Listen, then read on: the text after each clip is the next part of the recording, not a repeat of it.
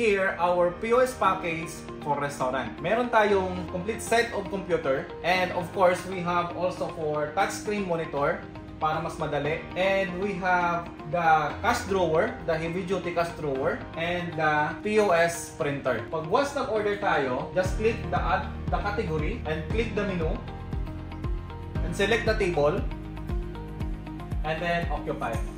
Then enter the quantity of order and then click order slip, then print.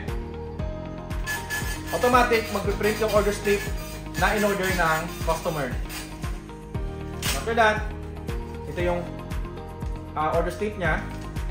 And then, if mag-settle payment, just click settle payment. And then, render the amount. And then, click enter. Automatic mag-open yung cash drawer natin and mag-print itong resibo. So, that's it.